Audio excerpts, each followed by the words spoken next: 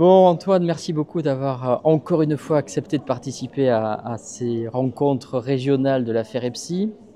Tu es un habitué, hein. Toujours avec plaisir. Euh, et donc, tu nous as présenté ce matin tes travaux et les résultats d'une conférence d'experts sur la dépression résistante.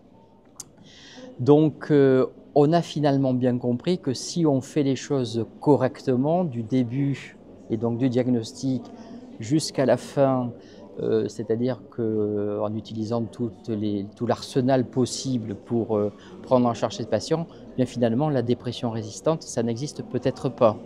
Alors je ne sais pas si ça n'existe pas, c'est que si on prend le temps, et c'est souvent ce qui nous manque, euh, des vrais patients avec un niveau de résistance tel qu'on l'entend dans la clinique de tous les jours, c'est pas très fréquent.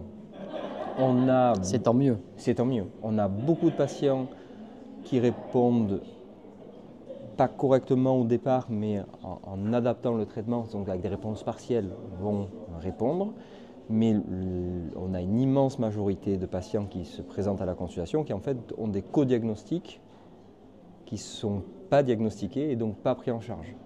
Et donc on évoquait tout à l'heure le trouble borderline, on évoquait les pathologies neurodégénératives, j'ai évoqué en aparté la partie de trouble du neurodéveloppement, et donc tout ce qui est trouble déficit attention, plus ou moins hyperactivité, effectivement joue un rôle majeur. Et après, le gros diagnostic différentiel, mais qui est évident en théorie, mais pas du tout évident en pratique, c'est le trouble bipolaire. Parce qu'on va avoir des patients qui vont être traités comme un trouble dépressif résistant très longtemps, parce que l'épisode inaugural sera un épisode dépressif, qui en fait seront des patients avec un trouble bipolaire. C'est pour ça qu'il y aura des rechutes fréquentes, il y aura un échappement des traitements et on aura du mal à stabiliser au départ ces patients. Une fois qu'on basculera sur des thymorégulateurs, il y aura une réponse qui peut être plus adaptée, avec toutes les complexités du trouble bipolaire aussi. Mais c'est vrai que des troubles dépressifs résistants purs, ce n'est pas le plus fréquent. C'est souvent une cause de venue à la consultation, quel que soit le psychiatre, mais quand on décortique, qu'on prend le temps de décortiquer, mais peu sont isolés et donc du coup la plupart du temps ça va être des co-diagnostics qu'il faut penser à rechercher, d'où l'importance de pouvoir examiner correctement le patient pour pouvoir repérer ces éléments-là. Donc, même en 2025, en psychiatrie, on a encore une marge de progression importante pour éviter ces situations de résistance et donc de handicap important pour les patients. On a une marge de progression très importante pour simplement le diagnostic. Oui. On se trompe encore de diagnostic, on laisse de côté des diagnostics comorbides qui expliquent cette résistance, etc., etc. Oui, oui, oui. Alors on a une discipline qui est ultra clinique. Il y a un biais historique qui fait qu'on oublie une partie de la clinique, on n'examine pas physiquement le patient à tort, et donc on se prive d'une partie d'une très grande source d'informations qui peuvent nous renseigner. Et après, on a aussi une culture en psychiatrie, on se fait peu confiance, alors qu'on a l'outil sémiologique qui est quand même assez fiable. On est toujours à la recherche de biomarqueurs et c'est très bien, et c'est important et ça sera peut-être l'avenir, mais cliniquement, on a déjà beaucoup d'arguments pour un diagnostic avec un niveau de certitude qui est assez élevé. Donc il faut se former, se faire confiance. Il faut se former, se faire confiance et éviter l'effet tunnel. C'est pas parce qu'on a une partie qui est très visible qu'on n'a pas les autres choses. Et donc on a tendance à aller se focaliser. Et c'est prendre le temps sur la première consultation. Et moi, le premier, quand je le fais rapidement, je me fais avoir. Et quand je reprends, je me dis, merde, en fait, comment je suis passé à côté. Si je prends le temps, on le voit. Il faut le rechercher, parce que si on ne le recherche pas, on ne va pas le trouver. Mais souvent, c'est par manque de temps, on va aller vite parce qu'il y a des urgences, parce qu'on a fait des rajouts à la consultation. Et la première consultation, il faut se donner suffisamment de temps pour explorer toutes les voies et examiner le patient. Examiner physiquement le patient, on ne peut pas s'en priver. Examiner physiquement le patient. Aussi, parce qu'on va avoir sur la partie neurodéveloppementale, tout ce qui va être éléments praxiques, qui peuvent souvent, quand il y a un trouble du neurodéveloppement, il y en a plusieurs. Donc si on retrouve des dyspraxies, des éléments praxiques au sens large, il faut que ça mette la puce à l'oreille sur mais d'autres éléments. Est-ce qu'on n'a pas des tics sur lesquels on est passé à côté? Est-ce qu'il n'y a pas des tics vocaux on est passé à côté?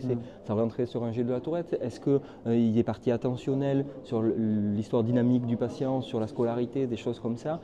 Voilà, donc là l'examen physique nous renseigne, et après quand on change d'âge de vie, tout ce qui va être syndrome parkinsonien au sens large avec les alpha-synucléopathies, tout ce qui va être éléments plus cognitifs avec la maladie d'Alzheimer, etc., etc. Enfin, les topathies au sens large. Donc, on est obligé quand même d'avoir le premier examen, le temps entre guillemets qu'on perd à la première consultation, on le gagne derrière.